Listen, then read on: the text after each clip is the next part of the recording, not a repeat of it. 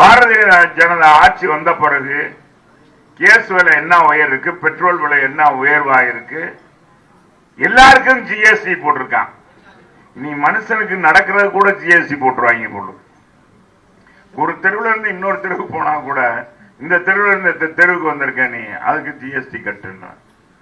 அதே மாதிரி இந்த அரசு என்னைக்கு விடியல் தருவோம் சொல்லி ஆட்சிக்கு வந்த திமுக, நமக்கு அவங்க ஒரு பொருட்டே இல்லை. பாரதிய ஜனதாவை நம்ம ஒரு பொருட்டாகவே கருதாதீங்க, யாரையும் அதை பத்தி பேசாதீங்க.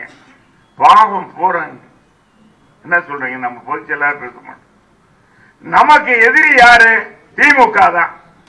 என்னப்பா என்ன பேசாம இருக்கீங்க? நம்முடைய தமிழ்நாட்டுடைய தீய சக்தி. இந்த மன்னர் பரம்பரையை நம்ம ஒழித்திருக்கோம். ஆனா கலைஞர் குடும்ப பரம்பரை ஒழிக்க முடியுதா? ஒழிக்க முடியல. பல கரப்பை அருமையா பேசியிருந்தார். கலைஞர் ஆட்சி வந்தாரு, கலைஞரோட ஆட்சி போயிரும், மக்களுக்கெல்லாம் விடியல் கிடைக்கணும்னு நினைச்சான். அப்புறம் என்னன்னா ஸ்டாலின் வந்துட்டாரு. சரி ஸ்டாலினோட போயிருந்தா மகன் வந்துட்டாரு. இன்னொன்னு பேரம் வர போறாருன்றாங்க. அப்ப தமிழ்நாட்டுக்கு விடியலே கிடைக்காதா?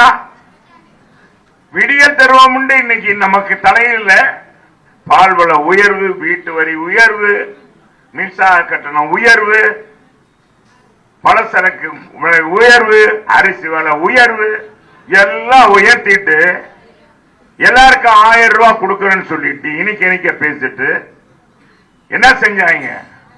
அதுலயும் தகுதி பாக்குறாங்க. ஏண்டா தகுதி பார்த்திருந்தா நீ ஆட்சிக்கு வந்திருப்பியா?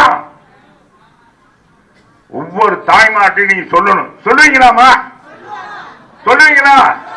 இவ்வளவு பேர் இருக்கீங்க சொல்லுவோம். இங்க பாரு, இங்க பாரு, இந்த அக்கா தான் சொல்லுது. இத்தனை பேர் இருக்கீங்க, சொல்லுவீங்களா? என்ன சொல்லுவீங்க? இந்த ஆட்சியில எல்லாமே வேஷம் போடுறேன், நாடகம் ஆடுறேன். இதுல வேற இப்ப என்னன்னா முதற்கே ஏற்கனவே நீ 100 ரூபாயே கொடுக்கல, இப்ப 500 ரூபாய் கேஸுக்கு ஒரு சிலிண்டருக்கு 500 ரூபாய் கொடுக்க போறாங்க. என்ன பாருங்க, எவ்வளவு எப்படி எல்லாம் ஏமாத்துறாங்க. எப்பா எப்படி எல்லாம் நினைக்கிறாங்க பாருங்க. நம்ம ஏமாந்துருவோமா?